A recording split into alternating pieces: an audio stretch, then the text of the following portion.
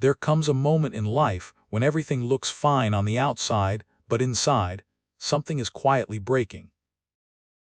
You wake up tired, not from lack of sleep, but from carrying thoughts you never put down. You keep going, smiling, functioning, yet deep inside, there's a weight you can't explain. Not pain loud enough to scream, but heavy enough to slowly steal your peace. What if the reason you feel stuck isn't because life is too hard, but because you've been holding on to what your soul has been begging you to release? This is not a story about fixing yourself. It's a story about remembering who you were before the world taught you to abandon yourself. And once you hear the ending, you may never carry your life the same way again. If this message resonates with you, please subscribe to the channel Buddhism in Every Moment.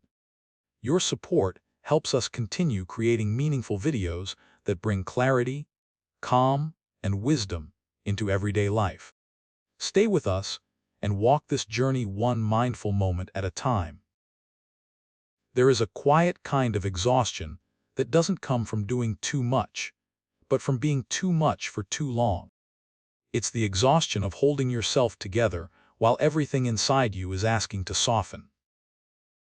The exhaustion of waking up each day, stepping into routines, answering messages, meeting expectations, yet feeling strangely distant from your own life.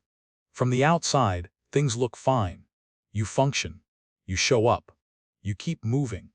But inside, something feels thin, stretched, almost invisible. Not broken, just worn down by years of pressure you never questioned. This is the kind of tiredness no vacation fixes. No amount of sleep touches it. Because it doesn't live in the body alone. It lives in the mind that never rests and the heart that never feels fully heard. Modern life has taught us how to stay busy, productive, and composed, but it never taught us how to be with ourselves. So we learn to fill every silence.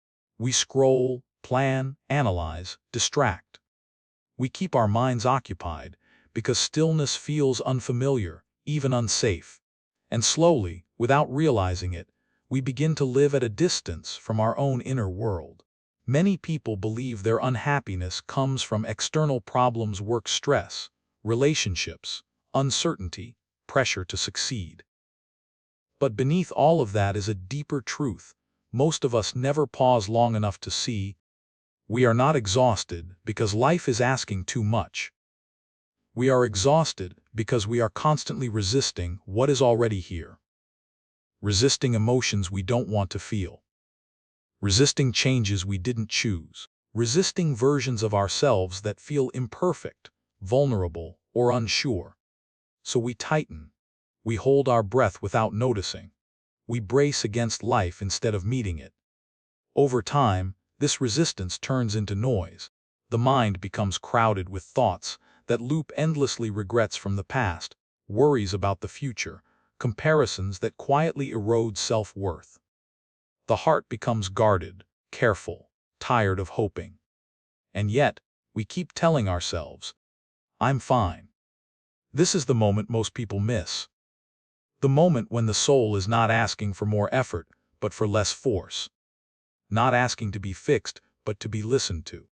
Buddhist wisdom begins exactly here, not with dramatic transformation, but with a gentle realization. Peace is not something you chase or earn. Peace is something you uncover when you stop fighting yourself. The problem was never that peace was missing. It was buried under overthinking, under expectations, under the habit of carrying more than you were ever meant to carry. We live in a culture that praises endurance. Push through. Stay strong. Don't slow down. But no one tells you what strength looks like when it's quiet. No one tells you that strength can mean pausing long enough to notice how tired you really are. That courage can mean admitting you've been surviving instead of living. That wisdom sometimes begins with a simple, honest question: what am I holding right now that is slowly draining my life? Most people don't feel lost because they lack direction. They feel lost because they've been disconnected from themselves for too long. They've learned how to meet deadlines but not emotions, how to manage responsibilities but not inner tension, how to stay busy but not present. And so life begins to feel heavy, even when nothing is wrong. This is where the journey of loving yourself and letting go truly begins. Not at the peak of success, not after everything is figured out, but right here in the moment you realize that the way you've been carrying life is no longer sustainable. There is another way to live, a softer way, a wiser way, a way that doesn't require you to become someone new, only to stop abandoning who you already are. And that journey starts by slowing down just enough to listen. Most people are not afraid of pain. They are afraid of stillness. Because stillness is where everything they've been avoiding finally has space to speak. When life slows down even for a moment, the mind rushes in to fill the silence. Thoughts appear uninvited. Old memories resurface. Feelings that were pushed aside begin knocking again. And instinctively, we reach for distraction, noise, motion, something to keep us from sitting with ourselves. This is why gentle awareness feels so unfamiliar. It asks us to do the very thing we were never taught how to do: stay. Stay with a feeling without fixing it. Stay with a thought without believing it. Stay with ourselves without judgment. In Buddhist wisdom, awareness is not about controlling the mind or forcing calm. It is about witnessing, seeing clearly what is already happening, without adding pressure, labels, or resistance. But we live in a world that confuses awareness with weakness. We are taught that if we stop moving, we will fall behind. That if we don't constantly improve ourselves, something is wrong with us. So even our inner world becomes a project, something to optimize, correct, or silence. Gentle awareness offers a radical alternative. It says you don't need to chase your thoughts away. You don't need to argue with your emotions. You don't need to turn your inner life into another battlefield. You only need to notice. Notice the tightness in your chest without asking it to disappear. Notice the restlessness in your mind without trying to calm it. Notice the sadness, the fatigue, the uncertainty without immediately turning them into problems that need solutions. This kind of awareness feels uncomfortable at first because it removes the habit of escape. But it is also deeply relieving. For the first time, you are no longer running from yourself. Most people spend years believing their thoughts define them. I'm anxious, so something is wrong with me. I feel stuck, so I must be failing. I keep thinking about the past, so I must be broken. Gentle awareness quietly dissolves this illusion. When you observe your thoughts instead of merging with them, something shifts. You begin to see that thoughts are not commands. They are not prophecies. They are not facts. They are mental events, temporary, conditioned, often repetitive. The mind, in its own clumsy way, is trying to protect you. It replays old scenarios to prevent future pain. It imagines worst-case outcomes to keep you alert. It criticizes you to push you towards safety or approval. But protection does not always mean truth. When you meet these thoughts with softness instead of fear, they lose their urgency. When you stop reacting to every inner voice, the noise begins to settle, not because you forced it to, but because it no longer needs to shout to be heard. This is why awareness must be gentle. Harsh observation only creates another layer of tension. Judging yourself for judging yourself becomes an endless loop. Trying to do awareness correctly turns presence into pressure. Gentle awareness feels more like sitting beside yourself after a long day and saying, "I see you." You don't have to explain. There is profound healing in that posture. Many people believe healing requires revisiting every wound, analyzing every memory, understanding every cause. But awareness works differently. It doesn't dig, it allows. And in allowing, emotions move. Feelings soften when they are not resisted. Tears come when the body finally feels safe enough to release. Clarity arises not from force, but from space. This is why awareness is not passive. It is deeply courageous. It takes courage to sit with discomfort without numbing it. It takes courage to admit you are tired without demanding strength from yourself. It takes courage to let your inner world be messy without trying to clean it up immediately. In that courage, something unexpected happens. You begin to trust yourself again. You realize that you don't need to be monitored or fixed. You need to be met. A simple daily practice can change the relationship you have with your mind entirely. Not a long meditation, not a dramatic ritual. Just a few minutes of intentional stillness. Sit, breathe, let thoughts come and go without chasing them. When the mind wanders, notice and gently return. Not as punishment, as care.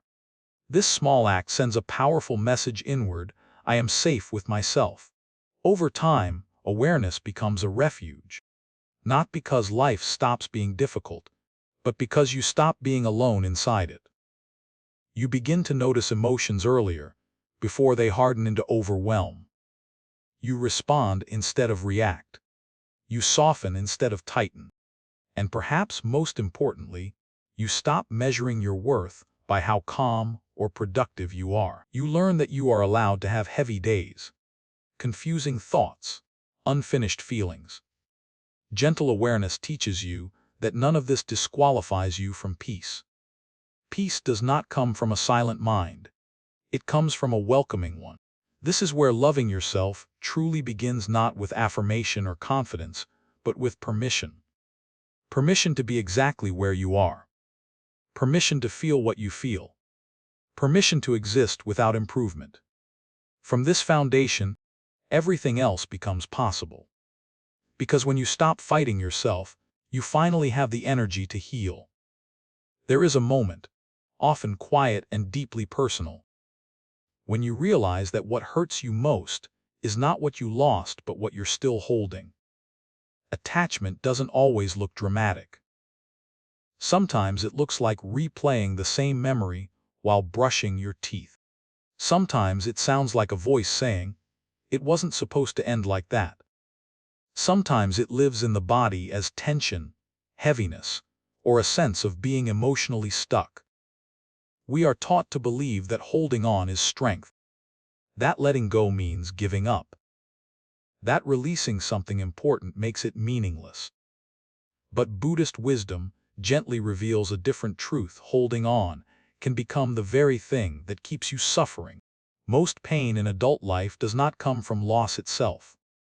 Loss happens to everyone. Change is unavoidable.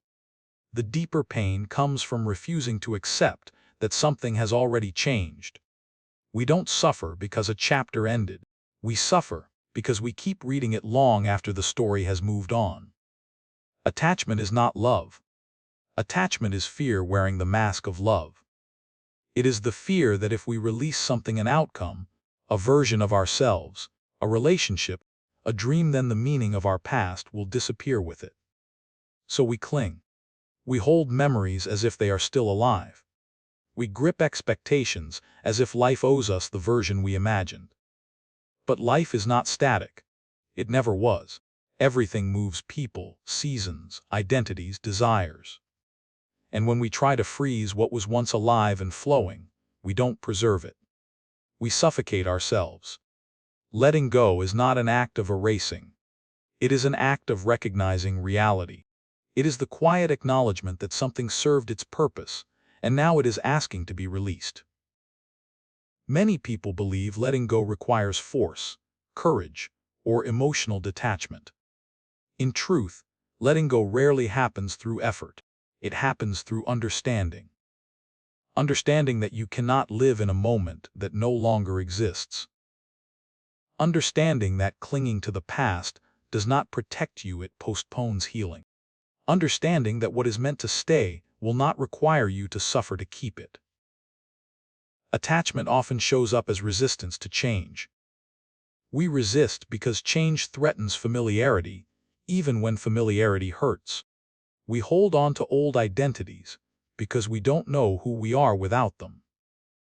We stay emotionally connected to places we've outgrown because they once made sense.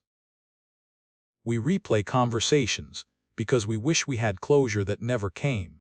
But closure does not come from revisiting the past. It comes from choosing not to live there anymore. There is a subtle dignity in letting go. It does not shout. It does not dramatize. It quietly loosens the grip. You begin by noticing what you are still carrying, not with blame, not with shame, but with honesty. What thought keeps returning, even though it brings pain instead of insight? What version of life are you still trying to negotiate with? What expectation are you holding that reality has already answered? Naming these attachments does not weaken you. It frees you from confusion. Because once something is named, it no longer controls you silently. Letting go also means releasing attachment to old versions of yourself. The version that didn't know better. The version that stayed too long. The version that made choices based on fear, not clarity.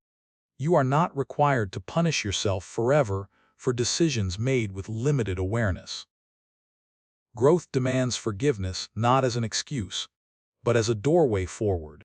You cannot step into who you are becoming while dragging the weight of who you used to be. When attachment loosens, something unexpected happens. The heart softens. The body relaxes.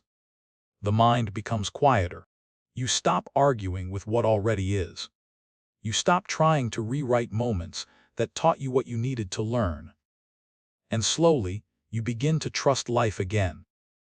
Trust that what left had completed its role. Trust that what remains will meet you with honesty. Trust that what is coming does not require you to cling to what no longer fits. Letting go is not about loss. It is about alignment. Alignment with truth. Alignment with the present. Alignment with a life that moves forward instead of looping backward. You are not abandoning anything by letting go. You are making space, space for breath, space for clarity, space for what is meant to arrive without force. And in that space, suffering begins to loosen its grip, not because life became easier, but because you finally stopped holding life hostage to how you thought it should be. This is the quiet liberation of letting go. Not dramatic, not instant, but deeply, unmistakably real.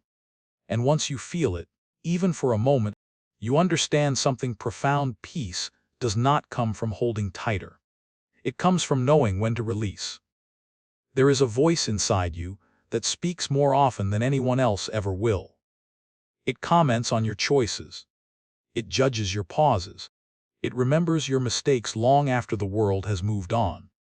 And for many people, that voice is not kind. It rushes you when you're tired. It criticizes you when you're hurting. It tells you that you should be stronger, faster, better by now. It turns moments of vulnerability into evidence against you. Over time, this voice becomes so familiar that you stop questioning it. You assume it is truth. You assume it is motivation. You assume being hard on yourself is the price of growth. But there is a quiet truth most people never realize. The way you speak to yourself shapes the way you experience life. Buddhist loving-kindness begins here not with others, but with the relationship you have with your own inner world. Not as indulgence, not as denial, but as an honest recognition of your humanity. Most people know how to comfort someone they care about. They know how to listen without interrupting. They know how to reassure without minimizing pain. They know how to say, "You're doing the best you can." Yet when it comes to themselves, that compassion disappears. They speak with impatience. They replay failures without mercy. They expect emotional perfection in moments when they most need understanding. This inner harshness is often mistaken for discipline. But discipline without kindness does not create growth, it creates fear. Fear of making mistakes, fear of resting, fear of being seen as weak. and fear slowly disconnects you from yourself. Loving kindness toward yourself does not mean pretending everything is fine. It does not mean avoiding responsibility or ignoring truth. It means learning to respond to your inner experience with care instead of cruelty. It means noticing when the inner voice tightens and choosing to soften it.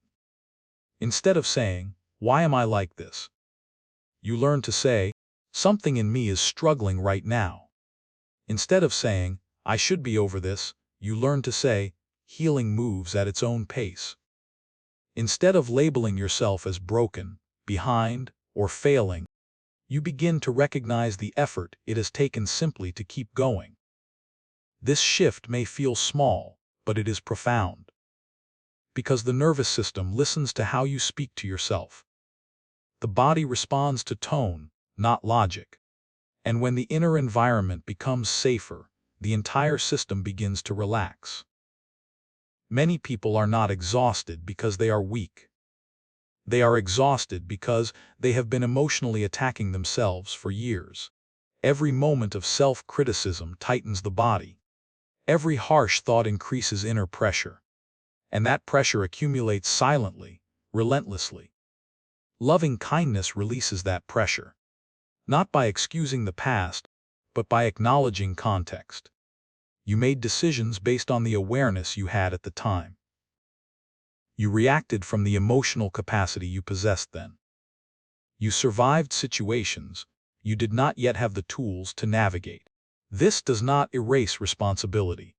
It restores perspective. When you speak to yourself with understanding, something shifts in how you move through the world. You become less reactive. You stop demanding perfection. You allow yourself to pause without guilt. And slowly, the need for external validation begins to loosen. Because when you learn to stand with yourself, criticism loses its power. Disappointment no longer defines you. You stop looking outward for permission to feel okay. Loving kindness teaches you that worth is not conditional. It is not earned through productivity, approval, or success. It is inherent. You begin to recognize that rest is not laziness, that emotions are not failures, that needing support does not make you incapable. This practice changes the texture of everyday life. You wake up and notice your inner state before rushing into the day. You catch the critical thought and choose not to follow it. You respond to mistakes with curiosity instead of punishment. And over time, your inner voice becomes something different. Not louder, not silent, but steady. It becomes a presence that guides instead of drives. That supports instead of shames. That reminds you of your values instead of your flaws. This is not a dramatic transformation. It is a daily one. It is choosing, again and again, to meet yourself with the same respect you offer others. To stop being the source of your own suffering. To recognize that gentleness is not the opposite of strength. It is the foundation of it. When you treat yourself with loving kindness, you build an inner refuge. A place you can return to when the world feels demanding. A place where you are allowed to be human. And from that place, growth becomes possible not because you are afraid to fail, but because you finally feel safe enough to try. This is the quiet power of loving yourself. Not as a concept, not as a slogan, but as a way of being that slowly changes everything. There is a quiet war that many people fight every day, often without realizing it. It doesn't happen in conversations or confrontations. It happens inside between what is and what you wish were different. You argue with the past, replaying moments that cannot be rewritten. You wrestle with the present, wishing it would hurry up, slow down, or behave differently. You negotiate with the future, trying to predict, prevent, or control what has not yet arrived. And slowly, this inner conflict drains you. Most suffering does not come from life itself. It comes from the belief that life should be something other than what it is right now. We are taught, subtly and constantly, that control equals safety. If you plan enough, manage well enough, try hard enough, nothing will fall apart. So when things don't go as expected, when people change, when outcomes shift, when timing disappoints, you don't just feel pain. You feel defeated, as if reality has betrayed you.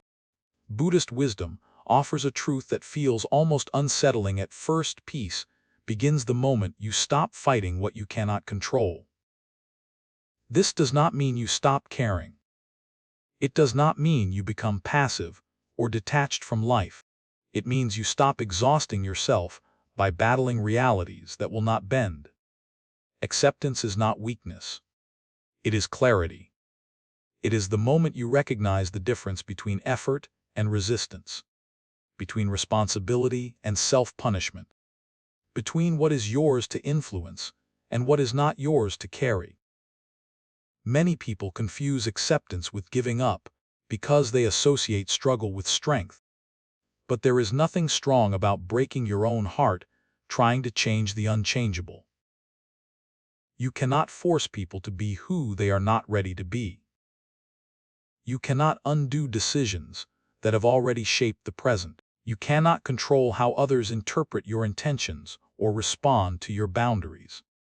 The more you try, the tighter you become. The tighter you become, the less life can move through you. Acceptance softens this grip. It begins with honesty. Honesty about what you are still resisting. Honesty about the emotional labor you are performing for outcomes that never depended on you in the first place. How much energy have you spent trying to fix what was never yours to fix? How many nights have you lost replaying scenarios that no longer exist? How often have you blamed yourself for things that were shaped by circumstances beyond your control?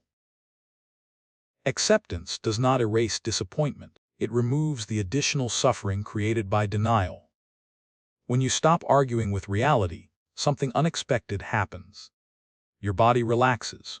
Your breath deepens. Your thoughts slow down, not because life suddenly becomes easy, but because you stop making it harder. There is a deep relief in saying, "This is what is happening," without immediately adding, "and it shouldn't be."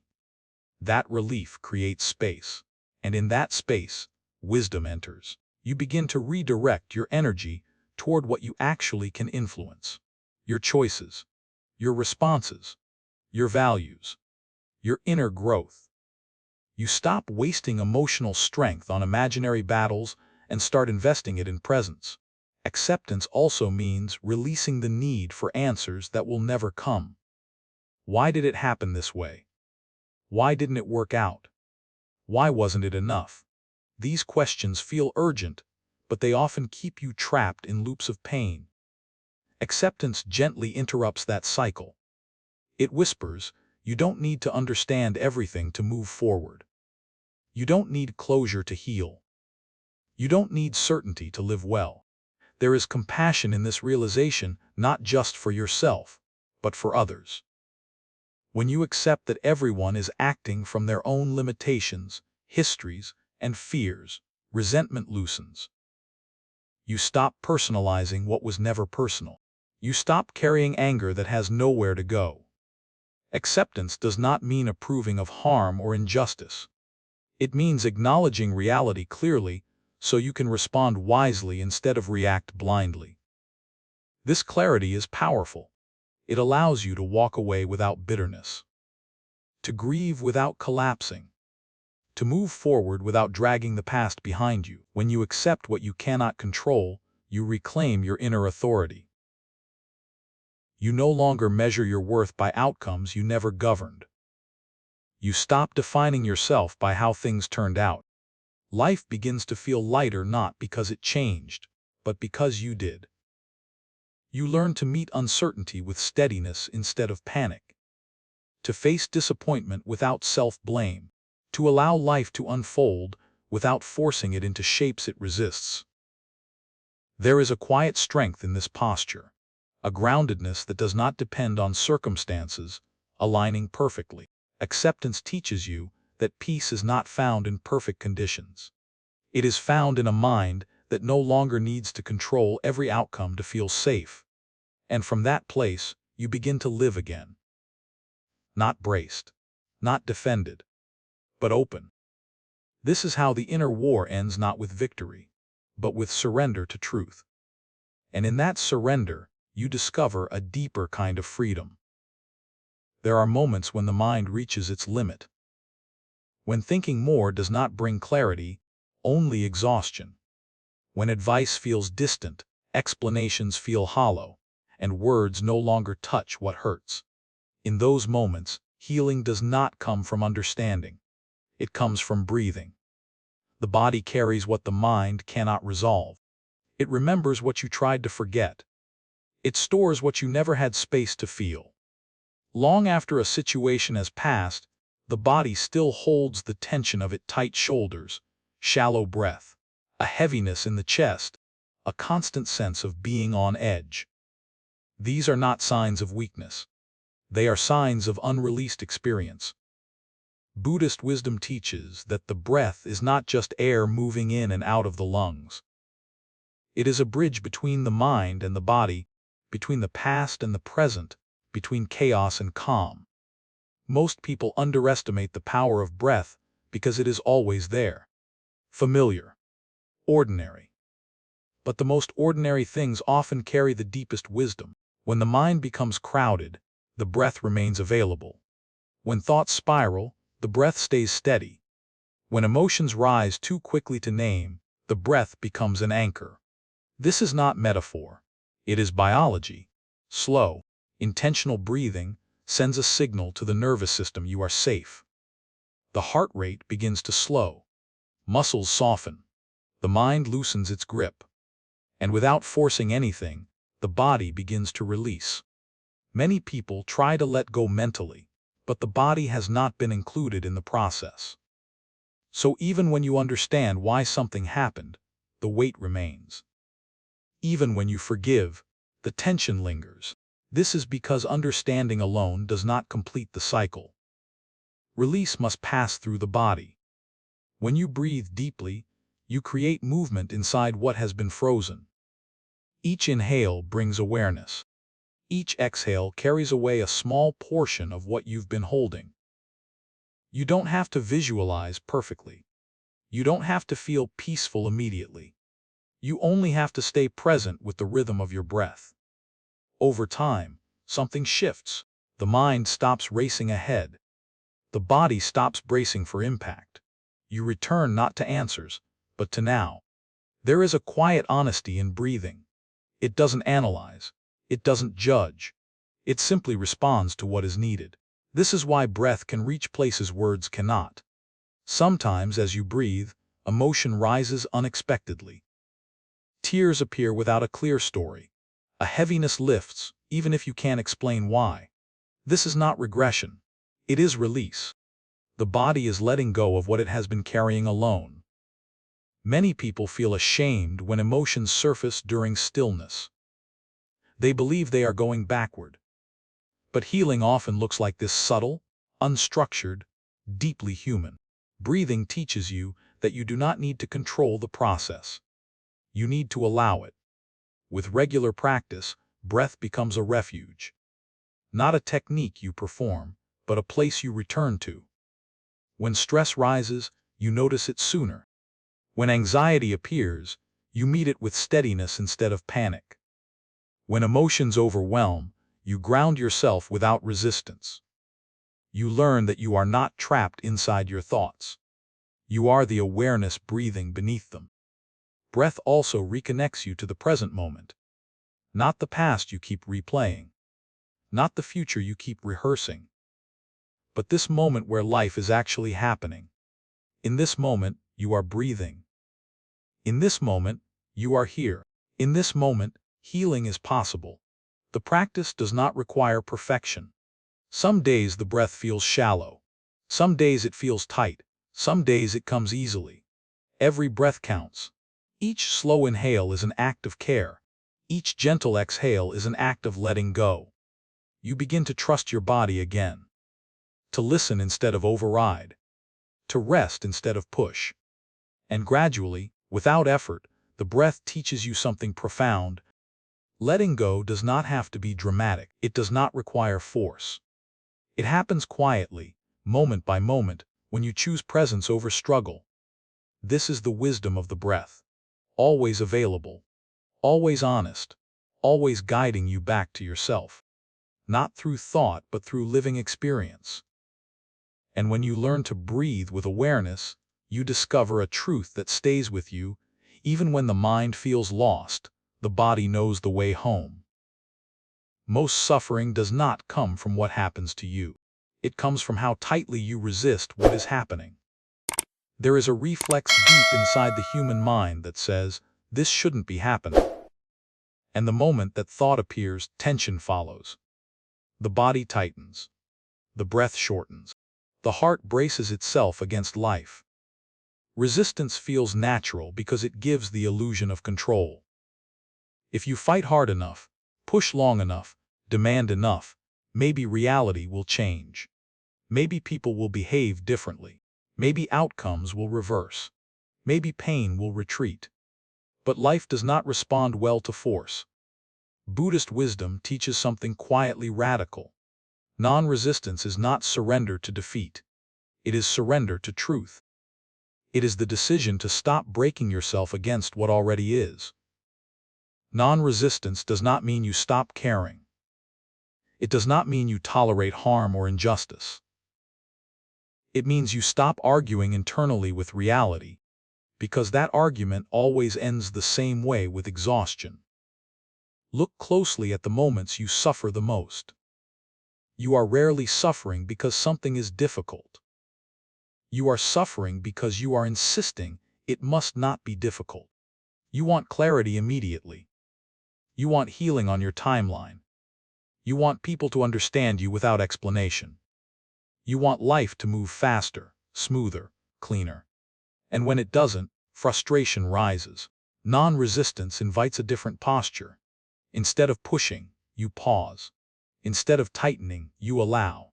Instead of demanding answers, you stay present with uncertainty. This does not make you passive. It makes you grounded. Think of water. It does not confront obstacles with anger. It does not insist the rock move out of its way. It flows around it, patient, adaptive, quietly powerful. Water does not resist, yet it shapes landscapes. This is the strength of non-resistance. Flexible, responsive, deeply resilient. When you stop resisting life, you begin to see it more clearly.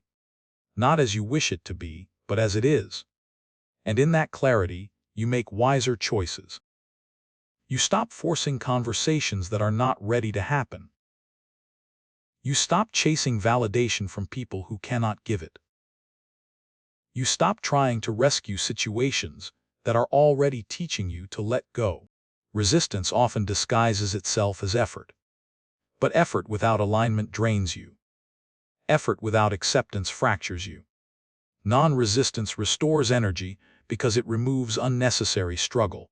A powerful shift happens when you replace the word must with maybe. This must work out. This must be the right path. This person must stay. This pain must end now. Each must tightens the heart. When you soften it, maybe this is changing me. Maybe this delay is protecting me. Maybe this ending is making room. You create space. And space allows life to move again. Non-resistance also transforms how you relate to emotions. Most people suffer not because they feel sadness, fear, or anger, but because they fight those emotions. They suppress sadness. They deny fear. They judge anger. But emotions are not enemies. They are messengers. When you stop resisting them, they move through you instead of lodging inside you. Sadness softens when allowed. Fear loses its grip when observed. Anger cools when it is not fed with stories. You begin to realize that emotions only become overwhelming when they are resisted. Non-resistance teaches you to let feelings arise without turning them into identity. You feel sadness without becoming sad. You experience fear without being consumed by it. You notice anger without acting from it. This creates emotional maturity, not because you feel less, but because you no longer drown in what you feel. There is also non-resistance to timing. This is one of the hardest lessons. You want things now, answers, healing, results. Waiting feels like failure. Stillness feels like stagnation. But life unfolds in rhythms you cannot rush. Seeds break open underground long before anything appears above the surface. Growth happens quietly, invisibly, patiently. When you resist timing, you create anxiety.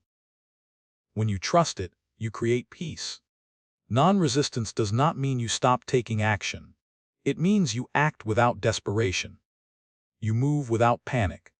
You show up without clinging to outcomes. This changes everything. You stop exhausting yourself trying to control how life should look. You stop measuring your worth by how fast things improve. You stop seeing uncertainty as a threat. And in that letting go, you discover something unexpected. Life becomes lighter. Not because challenges disappear, but because you are no longer fighting your own experience. Non-resistance makes you unshakable, because nothing can break someone who is not at war with reality. You bend instead of snap. You adapt instead of collapse. You respond instead of react. And slowly, life begins to meet you differently. Not because it changed, but because you did. This is the quiet power of flowing with life. Not dramatic, not loud, but deeply transformative. When you stop resisting the present moment, you finally enter it. And in that moment, peace becomes possible not as an escape, but as a way of living. There comes a point in life when you begin to realize that peace is not something you stumble upon by accident. It is something you protect deliberately, consistently, and sometimes painfully. Most people don't lose their peace all at once. They give it away in small moments. A conversation that leaves them drained. A relationship that demands more than it gives. An environment that keeps their nervous system on edge. At first, it doesn't seem dangerous. You tell yourself you're being understanding. You say you don't want to be difficult. You convince yourself that your discomfort is something you should tolerate. But over time, your inner world begins to feel crowded. Your thoughts race. Your emotions feel heavy. Your energy never fully returns. And slowly, you forget what calm feels like. Buddhist wisdom teaches that inner peace is not fragile, but it is sacred. And anything sacred requires boundaries. Boundaries are often misunderstood. They are mistaken for walls, distance, or rejection. But in truth, boundaries are acts of clarity. They say, this is where I end. This is where my responsibility stops. This is what I need in order to remain whole. Protecting your peace does not mean isolating yourself from the world. It means becoming discerning about what you allow into your inner space. Not every conversation deserves your attention. Not every opinion deserves a response. Not every relationship deserves unlimited access to your emotional life. Many people suffer because they confuse kindness with self-erasure. They say yes when their body says no. They listen when they are already depleted. They stay silent to keep harmony, even when that silence costs them their truth. This constant self-betrayal creates a quiet resentment, not always toward others, but toward life itself. Protecting your peace requires courage. The courage to disappoint people who benefited from your lack of boundaries. The courage to walk away from dynamics that feel familiar but unhealthy. The courage to choose long-term calm over short-term approval. This choice is rarely celebrated. It often feels lonely at first. When you begin setting boundaries, some people will not understand. They may call you distant. They may say you've changed. They may resist the version of you that no longer overextends. But what they are really reacting to is the loss of access. Boundaries reveal truth. They show you who respects your limits and who only valued you when you had none. Protecting your peace also means learning to listen to your body. Your body knows when something is wrong long before your mind admits it. the tightness in your chest after certain interactions, the fatigue that follows specific conversations, the heaviness that appears when you ignore your intuition. These signals are not inconveniences. They are guidance.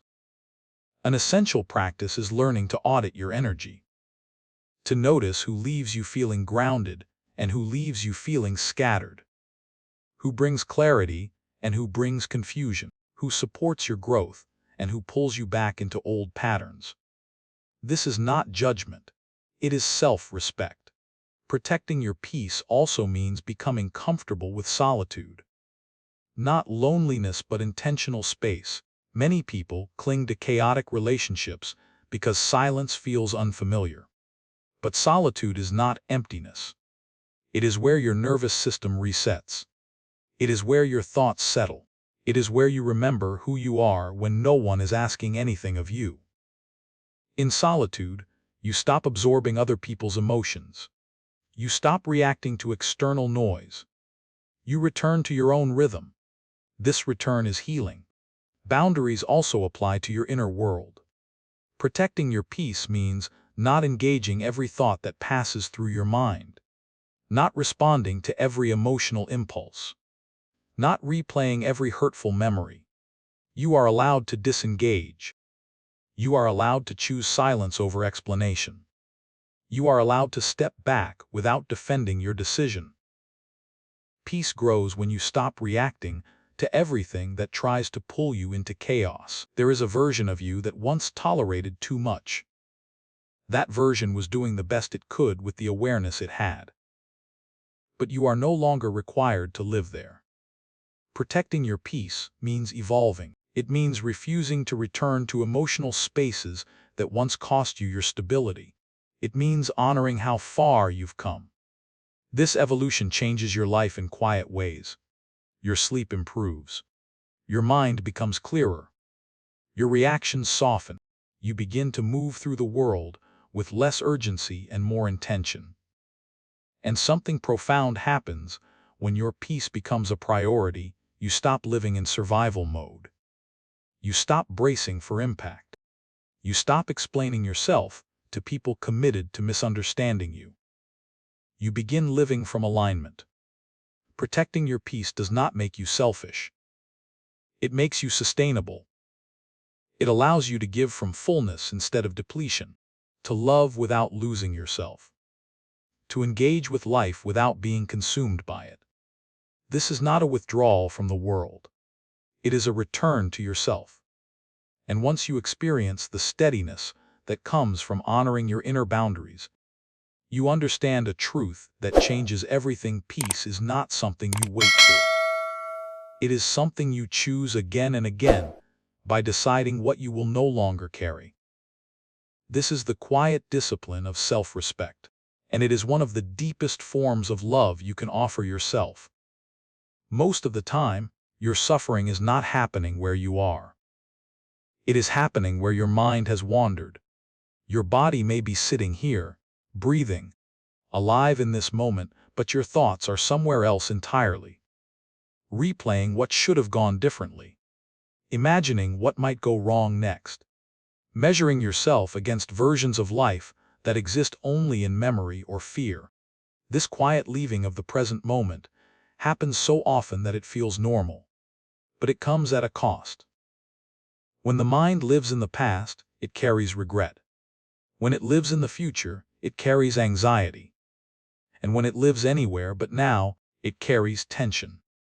Buddhist wisdom teaches something deceptively simple. Peace only exists where you are, not where you were, not where you hope to be. Here. The present moment is not dramatic. It doesn't beg for attention. It doesn't compete with the mind's stories. It is subtle, steady, and easily overlooked. Yet it is the only place where life is actually happening. The mind prefers complexity. It prefers stories, analysis, and imagined outcomes because they feel productive. But most overthinking is not problem-solving. It is avoidance. Avoidance of uncertainty. Avoidance of feeling. Avoidance of the rawness of being here without explanation. Returning to the present moment is not about forcing your thoughts to stop. Thoughts will come. Memories will appear. Fears will rise. The practice is not to eliminate them, but to not follow them. You notice the thought, and instead of traveling with it, you come back to your breath, back to the feeling of your body, back to the weight of your feet on the ground, back to the sound in the room. This returning is gentle. There is no punishment for wandering, no judgment for forgetting. Each return is an act of self-respect. When you come back to the present moment, something remarkable happens. The intensity of your emotions begins to soften. Not because the situation changed, but because you are no longer feeding it with imagined futures or unresolved pasts. Anxiety loses its fuel when it cannot project ahead. Regret loosens when it cannot replay behind. Stress diminishes when it is no longer multiplied by thought. You begin to realize a quiet truth: the present moment is almost always manageable. The mind makes things feel unbearable by stretching them across time. But when you stay here, life becomes simpler. Not easier, but clearer. Returning to the present also restores a sense of agency. You may not control what happened yesterday. You may not predict what will happen tomorrow. But you can choose how you meet this moment. You can choose your breath. You can choose your attention. You can choose your response. This is where real power lies. Mindfulness is not a technique reserved for silence or solitude. It is the art of being where you are while doing what you are doing. Drinking water and actually tasting it. Walking and feeling the movement of your body. Listening without preparing your reply. Resting without mentally rehearsing the next task. These small moments of presence reconnect you to life. Many people move through their days half awake. They accomplish tasks, meet obligations, check boxes, but they do not experience their lives. Presence changes this. When you are here, colors seem brighter. Conversations feel richer. Ordinary moments carry weight and meaning.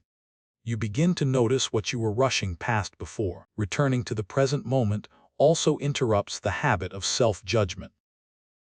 When you are fully here, you are not comparing yourself to who you should be. You are simply being who you are. And that is enough. This practice does not require hours of meditation. It requires willingness. Willingness to pause. Willingness to feel. Willingness to come back again and again. You will forget. The mind will wander. Old patterns will resurface. This is not failure. This is the practice. Each time you notice and return, you strengthen a quiet muscle inside. A muscle of awareness. A muscle of steadiness. Over time, you stop being pulled so easily into mental storms. Thoughts still arise, but they no longer carry you away. Emotions still appear, but they do not overwhelm. You become rooted. And from that rootedness, a different quality of peace emerges. Not the kind that depends on circumstances aligning perfectly, but the kind that comes from being fully present with whatever arises. This is where all the previous habits converge. Awareness brings you here. Letting go frees you to stay. Kindness softens the return. Acceptance removes resistance. Breath anchors you. Non-resistance keeps you open. Boundaries protect the space. And now, the present moment becomes your home.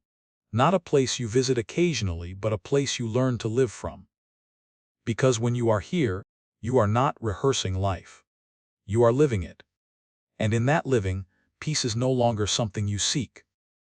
It is something you experience quietly, steadily, moment by moment.